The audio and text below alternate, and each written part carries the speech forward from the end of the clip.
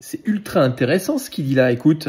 C'est une véritable gabegie chez France Télévisions, 166 pages de ce rapport de la Cour des comptes pour mettre en avant des chiffres absolument fous. Il y a un déficit de 81 millions d'euros télévision et surtout certains chiffres qui sont absolument délirants. On se retrouve par exemple avec 53 cadres de France Télévisions qui ont des véhicules de fonction avec une valeur allant de 20 000 euros à 53 000 euros, un coût total à 1,7 million d'euros. Également les salaires, ils sont totalement à la dérive. Le salaire moyen est élevé, c'est 71 490 euros par an. C'est-à-dire que la moyenne, c'est 6 000 euros par mois. Alors, c'est supérieur à l'audiovisuel privé, vous savez, celui qui gagne de l'argent et qui n'en coûte pas aux Français, qui est lui de 66 700 euros. Alors, on pourrait se dire, c'est des socialistes à France Télévisions, ils vont partager de façon égalitaire les revenus. Ben non, il y a 1370 personnes sur un total de 9000, donc à peu près 18% qui se partagent 28% du gâteau. Alors eux, c'est encore mieux. Ils ont plus de 80 000 euros annuels de salaire. C'est immense.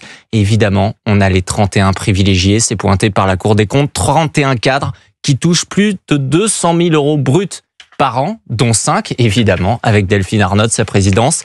À quel moment on va commencer à prendre conscience que France Télévisions, c'est de la daube, France Télévisions, tout ce qui est géré par l'État au final. C'est vrai. T'imagines la moyenne de revenus, c'est une moyenne bien évidemment, il y en a qui sont moins payés que d'autres, mais la moyenne de revenus de 80 000 euros par an pour des mecs qui te donnent à la télé la propagande de l'État. La propagande gauchiste qui vise à dire en France tout va bien, on est les plus beaux, on est les meilleurs, on n'a rien à envier au reste du monde, enfin bref. C'est pas comme si on était le pays déjà le plus taxé pour pouvoir financer des salaires à hauteur d'environ 80 000 euros en moyenne par an. Sans compter les 200 cas de salaire des différents cadres. Magnifique. Les voitures de fonction. Alors bien évidemment que tu peux avoir des voitures de fonction dans une entreprise. Mais ça c'est une entreprise qui est payée par le peuple français. Enfin, payée. Certainement par le peuple français qui travaille tellement, parce qu'il se fait tellement ponctionner que pour avoir un niveau de vie à peu près acceptable, il faut qu'il travaille plus et qui n'a pas le temps de consommer toute la daube qui est fournie par France Télévisions.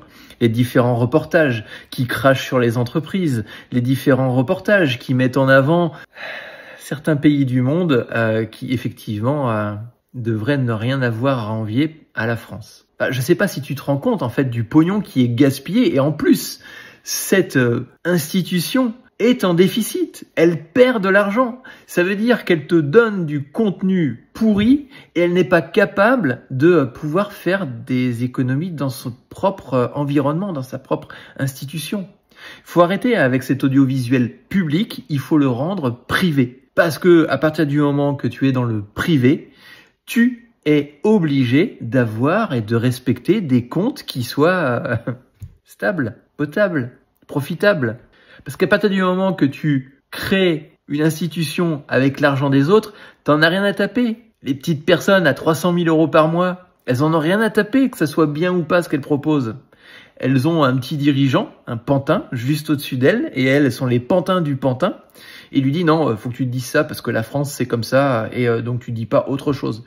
Et eux, ils sont payés 300 000 boules à te servir la propagande gauchiste de l'État. Je sais pas ce que t'en penses, mais dis-le moi dans les commentaires.